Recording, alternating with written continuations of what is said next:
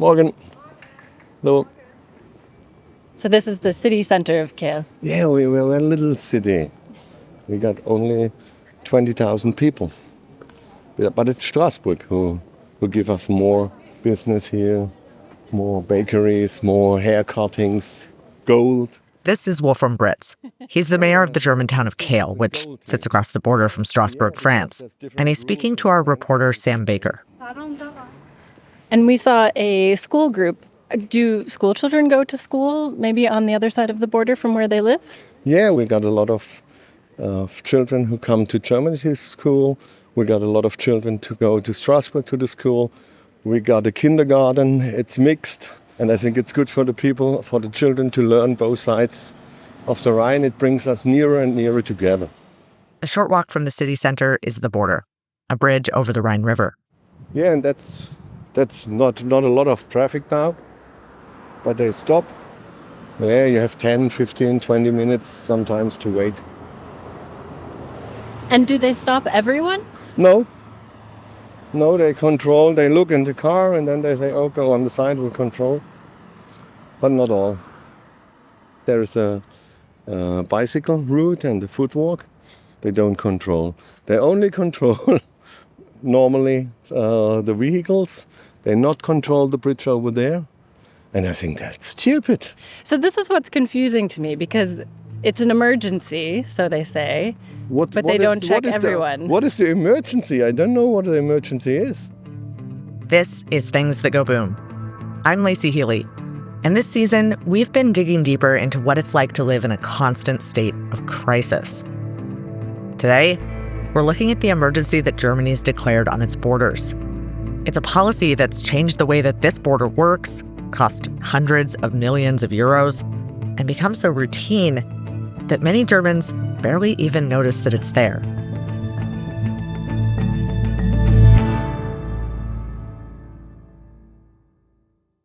There is a lot of news right now. Immigration enforcement, AI and the future of work, questions about presidential power and the economy, big stories that move fast and can be difficult to make sense of. That's why NPR's Consider This slows down to focus on one major story at a time. What's happening, why it matters, and what you need to know. And they do it all in under 15 minutes. This is the big thing for me, because I love to listen to my news, but I don't always have a lot of time. And I love how clearly Consider This explains the bigger picture, not just politics, but what those changes could mean for government, institutions, and daily life, from aliens to the Iran war and everything in between. The podcast is hosted by the award-winning journalists behind NPR's All Things Considered, who know it's not enough to just tell you what happened. They help you understand why. Follow NPR's Consider This podcast and keep asking why. This show is supported by Blue Land. We hear a lot about microplastics in oceans and food, but they can also come from products we use every day at home, like cleaning products.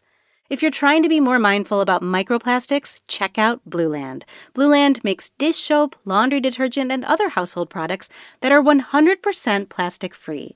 Their formulas are also made without dyes, parabens, or harsh chemicals. Instead of repeatedly buying plastic bottles, you just use tablets, making it an easy way to cut down on waste at home. Blue Land is a certified B Corp and Leaping Bunny cruelty-free certified. Their formulas are EPA's Safer Choice certified, and many products have also earned Cradle to Cradle's Gold Material Health Certificate. Make the switch today. Get 15% off your first order by going to blueland.com/PRX. That's blueland.com/PRX. Germany insists that these border checks are temporary. But the problem is that they've now been renewed again and again and again. Depending on how you count them, Germany has kept some form of internal border controls in place for more than a decade, which raises a bigger question. At what point does a temporary emergency stop being temporary? For Mark de Vanderwoud, a professor of law and society at Leiden Law School in the Netherlands, who studies borders across Europe, that point has already come. I mean, I don't even call them temporary anymore.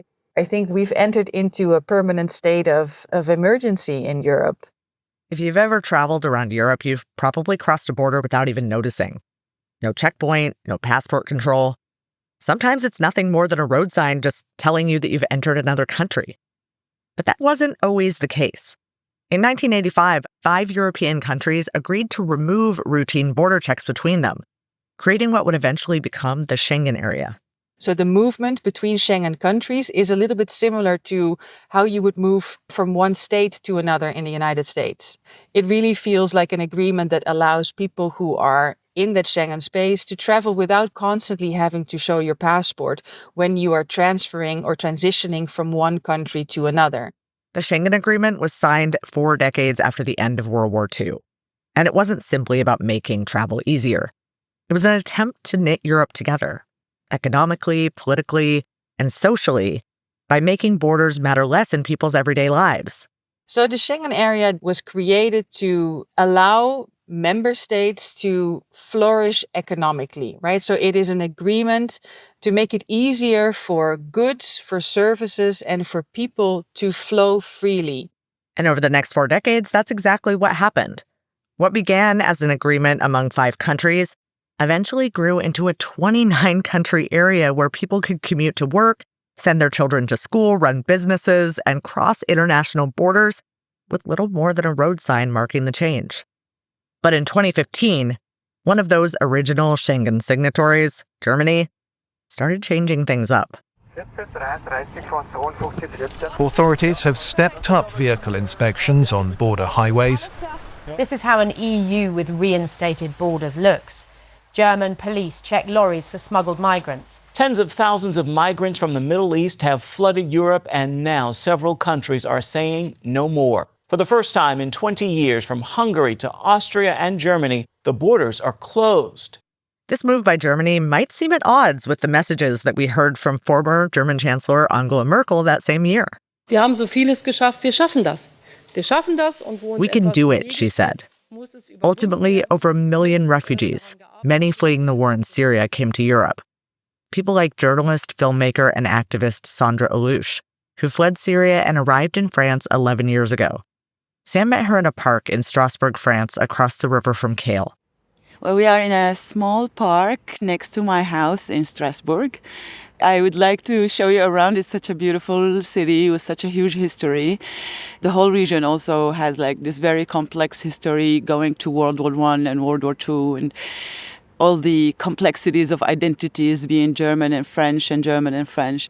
Strasbourg was fought over for centuries, and the European Union is built on the promise that that won't happen again. Peace through trade. Today, the city serves as the formal seat of the European Parliament, which is an important symbol for Sandra. Well, it actually represents what I would hope and dream for my country to have: democracy, equality, the rule of law, the ability to change and influence policies and politics that goes around you, the values of human rights. Of course, these are the fundamental rights that the European Union is built on. Unfortunately, it's not always upheld, but that doesn't mean that the idea is not so great. It gives me such a faith that what we do is worth doing to enjoy what democracy and freedom of movement has to offer for humans. But freedom of movement in Europe has been disrupted because others like Austria, Denmark, Sweden, Norway, they all followed Germany's lead. That list keeps growing. Like if Germany closes their borders or reinstates border controls, then the Netherlands starts doing it, then Belgium starts doing it. So you see this domino effect ever since. Sam traveled north to the German border with the Netherlands to meet another mayor dealing with all of these headaches at the border. I'm Lucien van Rijswijk, and I'm the mayor of Zevenaar. And Zevenaar is a very nice city, of course. That's what you have to say as a mayor. It's also a bit of an industrial community with a lot of companies in logistics, being a border city. I saw quite a long line of traffic as I was driving in today. Is that pretty standard now? Yeah, it's really standard. The companies that do logistics, they have to wait for 15 minutes with every truck that passes the border. So maybe that's 2,000, 4,000 trucks a day. I think that will cost them like 50,000 euros every day. Those costs are adding up for companies crossing the border. One study from the European Parliament estimated that border delays cost the transport sector 320 million euros annually. The business organization Transport and Logistics Netherlands estimates those losses to be millions of euros on the Dutch-German border alone. But it's not just the lost revenue that's a problem. All the extra traffic has also led to accidents and fatalities. So our roads are not made for stops and roadblocks. We already had 3 deadly injured people in the last 2 years. 19 accidents only in the last 5 months of 26. So they have to do it in another way. But contacting the German federal government hasn't been met with a warm response. Yeah, terrible response. We try to get in touch with members of parliament, the Bundesministeriums, but we only get just formal reactions with just one conclusion, and that's we will go ahead with it. The response hasn't been much better for mayors on the German side of the border either, like Mayor Britz and Kehl. And we got an answer that they see that we got problems, but it works and they do it more. Too bad. Too bad, yeah. Do you think these border controls make Kehl or make Germany any safer? What makes Germany safer? I don't think that it makes more safety for Germany when we got on some points a little bit border control. I think it makes the people here depressive and they look for other routes to go to Germany without border controls, and there is enough routes to go without border controls. 5 kilometers here is another bridge, it's Goldshire. 10 kilometers here is another bridge, it's Rheinau.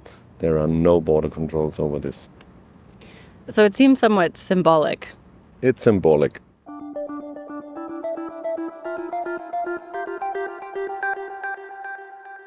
Today, 9 Schengen countries have border controls in place. But there weren't supposed to be border checks within the Schengen zone. Borders around the outside of Europe, sure, but not inside. And what the law says is, on the one hand, there shouldn't be any structures that are resembling border checkpoints or border watchtowers that might have still existed. No fences, we don't have walls. But at the same time, the Borders Code also says, well, we don't really want to say that member states can't do anything in their internal border area. So there is an exception, Article 25 of the Schengen Border Code, that says, well, countries can actually reinstate border checks if there are reasons for national security to do so. It was used not as much in the beginning, but occasionally, for instance, when there would be either very big international sports events or when there would be very high-profile political gatherings in a particular country that required an extra level of security. So Article 25 allows countries to introduce border checks for emergency situations for up to 6 months. But Germany's have been in place since 2015. You can extend them on and on and on if there are new reasons why you want to put them in place. So you see that countries are getting really creative and saying, well, actually, there are new developments in our country that make it necessary to ask for another extension. And then everything starts over again. Yeah, and theoretically, we can keep coming up with external threats. Oh, yeah. Forever and ever and ever, right? There's always something as a country. Absolutely. Well, yeah, and especially I think in the current time frame where there are so many geopolitical pressures, it becomes extremely easy to say, hey, we want to keep control of who is entering into our space. Germany's current justification for controls? High levels of irregular migration and migrant smuggling and strain on the asylum reception system. But for such a serious emergency, the borders seem pretty porous. Here's the mayor from the Dutch city of Zevenaar again. But the strange thing is, my city has 7 borders, and there's only 1 that's controlled by the German authorities. So people that live here, they do find every other little road and don't have to wait for the controls. It's mainly on the highway. I see. Okay, so that line I saw was the highway, but there's other roads or ways to get into Germany from your town? Yeah, there are 6 other ways to get into Germany. It's funny because the traffic is so bad that Google Maps keeps trying to route me around the highway where the border checks are. All right, traffic has slowed down. There is a massive line of semi-trucks, and Google Maps says that I've got an extra 21 minutes here to wait to get through the border checks to cross into Germany. So you can hear the traffic zipping past us on the other side of the highway going into the Netherlands. But I am just sitting here in a line with many, many other cars and trucks. There were 3 police officers there. They didn't stop me. They didn't even wave at me. Just standing there chatting, and now we're through. The Dutch border going into the Netherlands is actually also being controlled. But there, instead of slowing everyone down to a halt at a checkpoint to be waved through by some bored-looking border police, the Dutch border police drive on the highway like a normal patrol car and pull over cars and trucks that they deem worth checking. In either scenario, though, Dutch or German, not everyone is being checked. The countries say that such measures would be too expensive. But again, if it's such an emergency... I mean, that's what I call the spectacle of the border, right? Like on the one hand, these checks are being justified by this apparent national security issue. At the same time, like they happen at 2 points at the border that is known where these checks are being performed. So if I would be somebody who is very eager to cross the border without having the right paperwork, I know where I should go in order to not be checked by the military and border police. Since they can't check everyone, who are they checking? Whenever there is selection, there is space for bias and stereotyping. So you see that communities of color, especially migrant communities, their mobility has been hindered way more than white Europeans. Since arriving in Europe, Sandra Alloush has continued working as a journalist, reporting on migration issues for outlets like the Franco-German television network Arte and campaigning for human rights. I was feeling that, okay, I'm doing the majority of it for others, and a little bit part of it for me, because I felt that I was privileged in many ways and my life is not so bad here in Europe. But I didn't expect that me myself would be one of those people who would experience this and see the levels of trauma and the levels of injustice that goes with it firsthand. Last year, Sandra was stopped at the border between Strasbourg and Kael while taking a train to Berlin for a podcast recording. She says she presented the authorities with her French residence permit and proof of her passport renewal, but that they asked her to leave the train. She objected, explaining that she had EU residency, but to no avail. As she was getting off the train, Sandra started recording herself. Like, I tried to film, and they made me delete the video. Sandra asked if she was under arrest, and she says the police officers told her she wasn't, but to follow them to the station anyway. She told them that she felt unsafe going to the police station without a witness and asked them to explain to her which law she was breaking. It was after this that Sandra says they started using excessive force and threatening her. Once she got to the police station, she says a female police officer ordered her to fully undress, and all her belongings were searched. I really know that I am traumatized because now I make all efforts to cross to Germany as little as I can. And when I cross, I try to be not alone. So in case something happens to me, there will be somebody at least to help. It changed completely the way I sense safety. Yeah, even now the sound of a police car or even the clothing of them, it triggers me. I feel it in my body. You said you have gone back to Germany. How long did it take you to want to cross the border again?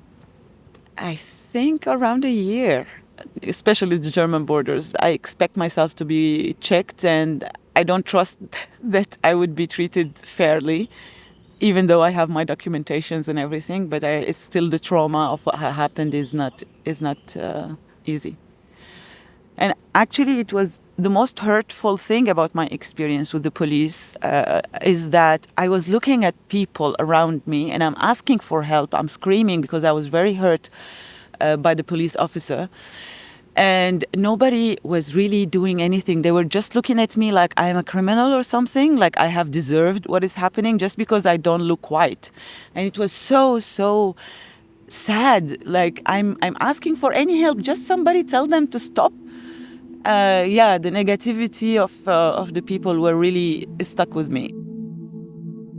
But quantifying experiences like Sandra's to show that there's a systemic nature to these searches, it can be hard to do in Europe. Here's Marta again. Well, that's a very complex question, especially for Germany. So in general, Europe has this notion of color blindness. And with that, I mean is that after the Second World War, with all the atrocities of the Holocaust, a decision was made that the notion of race should not be used anymore in the context of Europe. Because during the war, the presence of all sorts of bureaucratic lists on where Jewish people were living really made it very easy for the Nazi regime to quickly find lots of Jewish and also people with Roma or Sinti descent and to lead them to these concentration camps. According to a government report, the German federal police conduct 2 to 3 million, quote, suspicionless checks annually, meaning that they ask to see someone's documents even when they have no evidence or don't suspect them of a crime. So monitoring racial profiling becomes very difficult when they don't have to fill out the ethnicity or the race of a person. So there is no registration of who are being stopped and what their characteristics are. And that makes it really difficult, not just in Germany, but throughout Europe. Groups like those that Sandra works with on her human rights advocacy have been met with this bureaucratic catch-22. So when we were advocating, we were always met with there's no data to support that. Folks like those at the European Network Against Racism have started to do that work, collecting the testimonials of people checked at the border. Though even then, Sandra says that this data seems to fall on deaf ears. I don't know, they don't produce the knowledge, we produce it, but they refuse to act upon it. Numbers aside, Sandra says these checks are really about something greater. This is not how you manage a migration. This is how you make violence very normal. And state violence, when it's normalized against one group, it is very easily spread across others. After her experience, Sandra filed a legal complaint against the German government, calling for them to stop these controls. We reached out to the German Federal Police and the Ministry of the Interior, and they both told us that they don't comment on ongoing legal proceedings. But a spokesperson from the Ministry of the Interior added, quote, "The federal police conduct border controls according to the specific border policing requirements of the situation. The scope, intensity, location, and duration of each control depend, among other things, on the evolving border policing situation and the local conditions. Discriminatory measures, or so-called racial profiling, are illegal and are neither practiced nor tolerated by the federal police." End quote.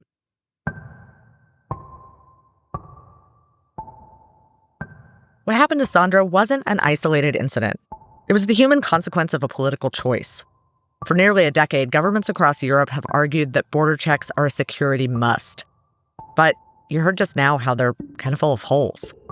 So why are more and more euros being spent on this if they aren't even taken seriously by the people who mandate them? To answer that, we have to leave the border for a moment and look at the politics that are driving it. That's after the break.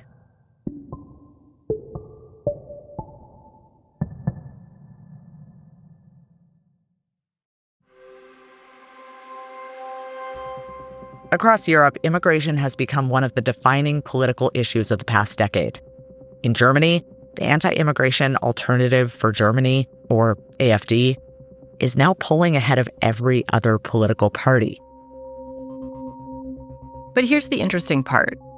It isn't the far right that's been building and extending these border controls. It's been successive center-left and center-right governments, each arguing that tighter border controls are necessary, and each largely leaving the previous government's measures in place. You see that migration in the European zone and in the Schengen zone has become such a politicized issue that nobody dares to take a too lenient stance on migration. And that the language of we need to manage migration, we need to get a grip on migration has become a very common and shared discourse, both by the left and the right, that is driving in general a stricter, set of migration rules on both the European level and on the national level. In other words, the politics of migration haven't just pulled the far right toward tougher border policies. They've pulled almost everyone else in that direction, too. That political shift looks different depending on where you stand. For national politicians, tougher border policies can signal they're taking migration seriously. But for the people who actually live along these borders and cross them every day, the picture is often more complicated. Both of the mayors we spoke to on the Dutch and German sides of the border said their citizens were divided on the issue of border controls. Some support them, while others, often those who have to cross them regularly, do not.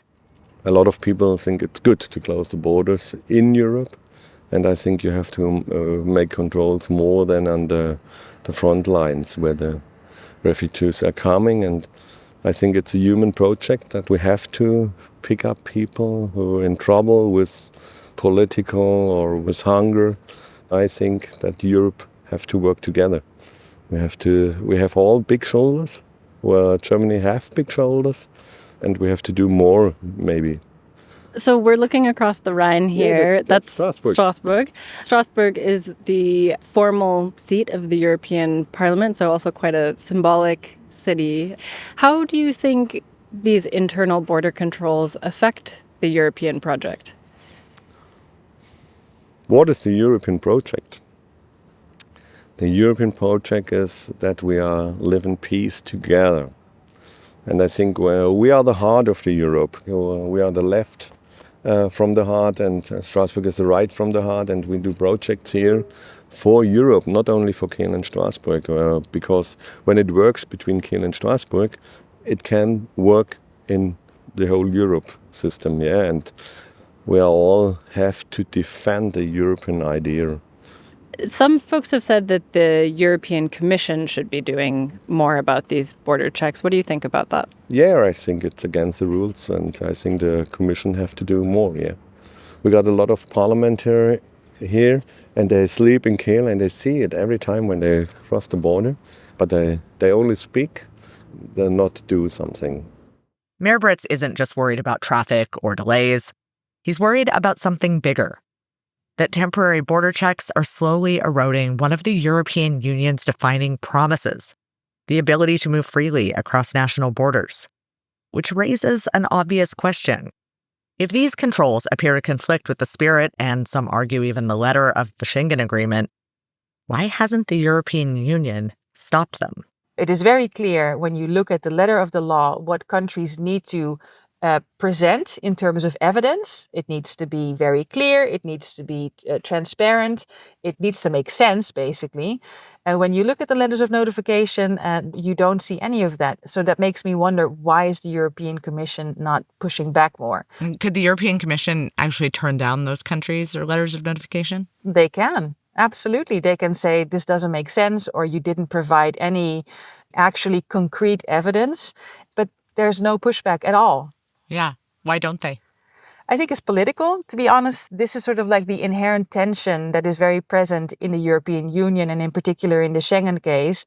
During the very first negotiations of the Schengen Agreement, countries said, look, we are willing to give up some of our sovereignty when it comes to asylum and migration, but we also want something in return, because we are also a little bit wary of what these open borders could actually mean in terms of crime, but also in terms of migration to our countries. And in general, it also fits in with European plans to counter migration, or to quote unquote manage migration into the European Union as a whole.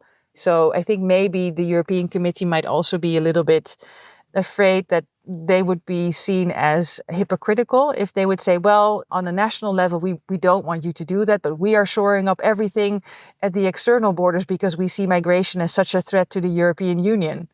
In other words, if national governments are under political pressure to look tough on migration, Europe's institutions aren't entirely immune to those pressures either.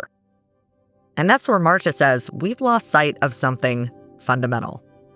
This whole myth of preventing people from moving if you put enough boots on the ground, it's a myth. And it's a myth that is being used mostly to give people a false sense of control or security or whatever the actual political reason is behind reinstating these checks. We figured we should ask one of those members of the European Parliament about this. Well, I am Raquel Garcia Hermida van der Wallen.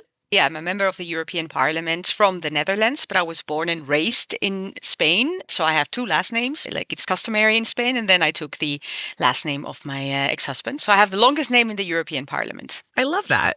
Tell me a little bit more about your journey from where you grew up to where you are now. Do you think you would be an MEP if it weren't for these laws? Ooh, that's a difficult question. I don't know, but I don't think so. So I was born and raised in Madrid and I studied there. And right after my study, I moved to the United States. You know, it's all about paperwork to move to the United States to get your green card. You have to jump through a lot of hurdles. And that's okay. But I am very happy that we in the European Union don't have to do that anymore. So you're able to move to a different country within the European Union with no need for a visa. And that has contributed a lot to the way my life is and how I have been able to build it. Then actually, Americans will recognize that because it's exactly the same in the United States. If you want to move from California to New York or from Alabama to North Dakota, you can do that. You don't need to ask for a visa. You just can, pack up and leave, which Americans do very often and Europeans are starting to do more and more. So what does Raquel think of these new border checks? Actually, what member states are doing is using these measures more like a symbolic politics and not something that makes a real difference in countering illegal migration, which is something that we can much better do at the external borders of the European Union. And what they're choosing to do is actually curtail the freedom of movement in the European Union because there are hundreds of millions of people who live in our border regions. And what does the conversation around all of this look like with your fellow MEPs? Do you find a lot of agreement? Are you often arguing with others? Thankfully, we argue with each other because, again, that's the spirit of democracy. Yeah? We are 720 people here in the European Parliament from 27 different countries, and we have different perspectives. But most members of the European Parliament, we acknowledge that the freedom of movement is one of the cornerstones of the European Union. Without the freedom of movement, the European Union will be just an exercise on paper. But what you also see is that we are all subject to our own internal electoral dynamics within our member states. We also have to recall that we have had serious terrorist attacks within the European Union where it was proven that the terrorists were able to move from one member state to another member state. A manhunt has been searching for Anis Amri since the day after a tractor-trailer rammed into a Christmas market, killing 12 people. Amri was killed in the Italian city of Milan, hundreds of miles from Berlin. Once again, a German city is on high alert after a violent attack. German police say the 26-year-old man is a Syrian asylum seeker. The attack in Zulingen left 3 people dead and 8 others hurt yesterday. But you have seen in recent years that has expanded more and more, and now it's mostly used as a way to counter illegal migration. That's something that we can solve in many ways, but we will not solve with internal border controls because of what I said. It's an illusion. You won't be able to control every truck, every car, every plane, every train, every bike that crosses the border every day. So I think that there is a majority of colleagues who think it's a very good thing that the European Commission has said, guys, stop with this. And so what mechanisms are there to say, guys, stop with this? It is the role of the European Commission. They have to ensure that member states comply with EU law, and part of EU law is the protection of freedom of movement. And I have good news because yesterday the European Commission came with a strong recommendation to all member states that have border controls at the moment to actually start getting rid of them and introduce alternative measures. Raquel is optimistic, but the European Parliament already officially condemned the controls in May 2018, and then not much happened. European elections are coming up in 2029, and Raquel says she sees voters moving in two directions. When I talk to citizens, the freedom of movement within the European Union is one of the things that people appreciate the most about being European, especially young people.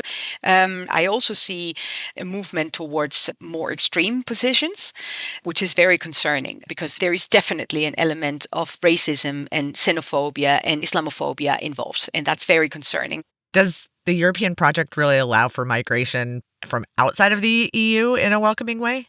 Our reception of, for example, refugees from Ukraine in recent years has been exemplary. I would say that most Americans who are fleeing the United States at the moment and come to Europe also find a warm welcome. And I would say also, unfortunately, that the welcome that we're giving to people who deserve international protection, like refugees, asylum seekers, economic migrants, could definitely be better.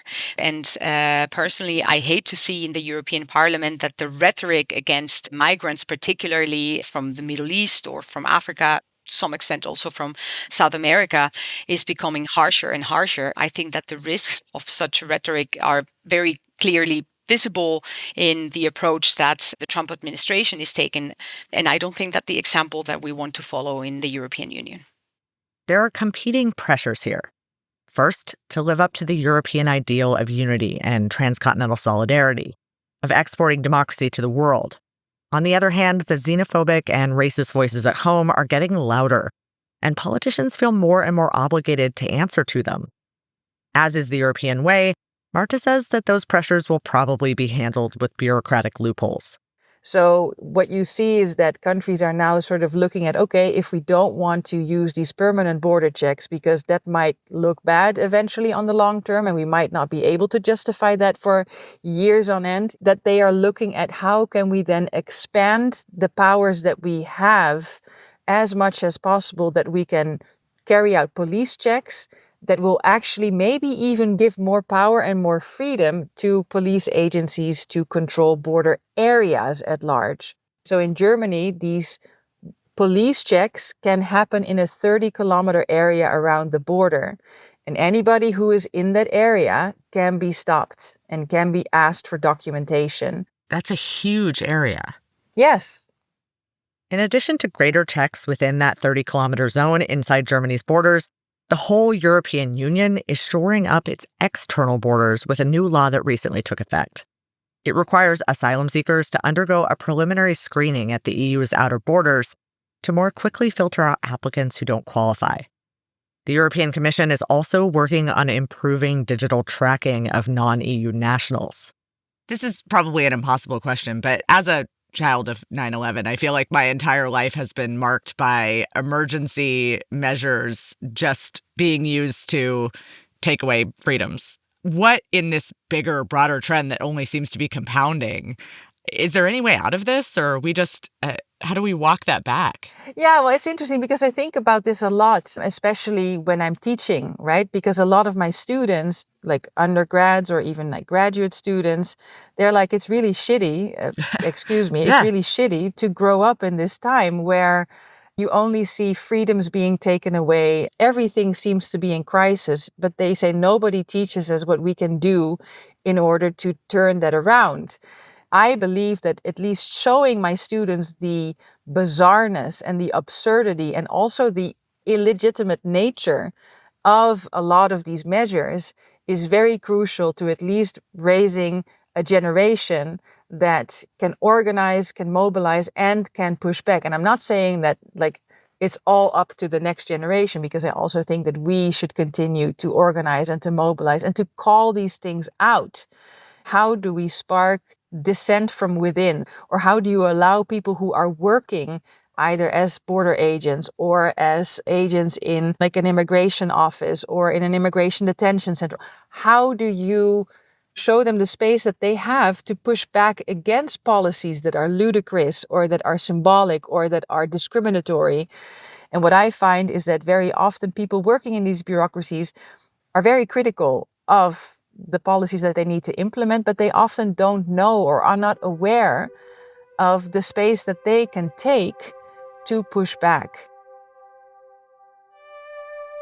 The debate over Germany's border checks isn't really about one bridge over the Rhine. It's about what happens when democracies learn to govern through emergencies. Temporary measures become routine. Extraordinary powers become ordinary. And before long, a whole generation grows up believing that's simply how freedom works.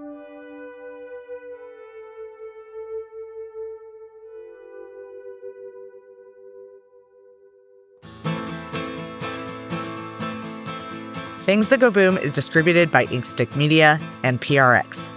This episode was reported and produced by Sam Baker and edited by me and Katie Toth. That's a wrap on this mini season. We're trying something a little bit different this year, which means the good news is you'll be hearing from us again sooner than usual. Until then, thanks for listening, and we'd love to stay in touch. You can find us at Inkstick Media.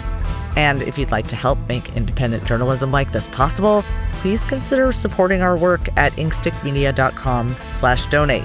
Our music is composed by Darian Schulman, and Computer City Productions makes our show sound its very best. Things That Go Boom is made possible by the Andrew Carnegie Foundation and Plowshares Fund, as well as the Cologne Foundation, Riva and David Logan Foundation, Craig Newmark Philanthropies, Prospect Hill Foundation, Broad Reach Foundation, and the Jubitz Family Foundation. We'll see you right back here soon. I always think it's open for us.